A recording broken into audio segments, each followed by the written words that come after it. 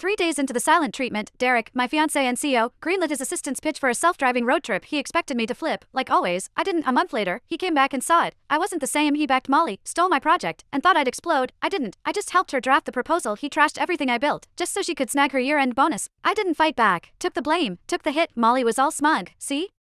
Told you, you can't go at Yara head on, give her the silent treatment. She folds, she's scared of losing you. That's why she's playing nice. Derek ate it up, called her smart, then he pulled me aside, offered a raise, a promotion, even a fancy wedding. First time he'd ever brought it up, but he missed one detail. He'd already signed off on my resignation while he was off playing Road Trip King, and I'd already dumped him. That was it. Clean cut, nothing left. Chapter 1, Yara, Mr. Cromwell.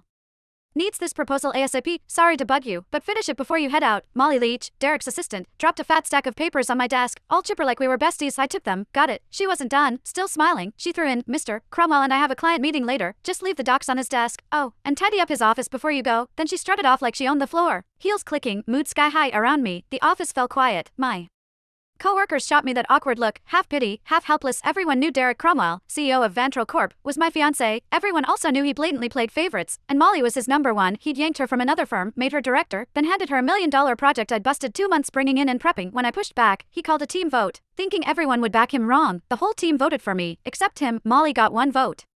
He lost it. Accused me of stirring up cliques, didn't just take the project away, he demoted me in front of everyone and slashed the salaries of the people who'd backed me. Nobody dared speak up. Later, he apologized, said didn't want it to look like favoritism, claimed Molly might feel left out. I used to believe that crap. Now? It's a joke. Molly couldn't even keep up with our interns, didn't want it to look like favoritism? Please, he was straight up playing favorites. Everyone saw it but him. I heard footsteps upstairs and looked up. Derek, he showed up at the stairwell, glanced my way, then walked out without saying a word, changed into some casual suit. Even from here, I copped that cedar cologne. He never used to wear cologne. That one? Molly's gift. Yeah, he knew exactly what he was doing. He'd been pulling this kind of stuff for years. It started after I found their goodnight texts. Couldn't stay quiet. I confronted him. Chapter 2. Derek said I was being petty. Then, like it proved some point, he used it as an excuse to make it official and moved Molly to work directly under him. The more upset I got, the harder he leaned in, dragging her to every social event, serving her food, even wiping her mouth at company dinners.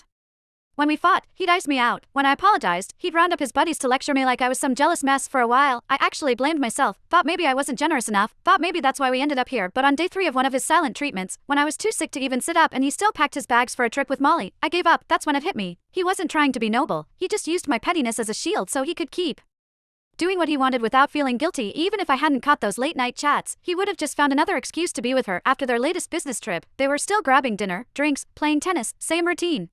But something between them had changed. I could feel it. Not that it mattered. 5 years together, and it was done. This whole mess had dragged on long enough. I was the last one in the office, finishing up the proposal. Checked my phone. Molly had been busy posting candlelit dinner at some fancy spot. 2 plates of steak. Derek, all polished.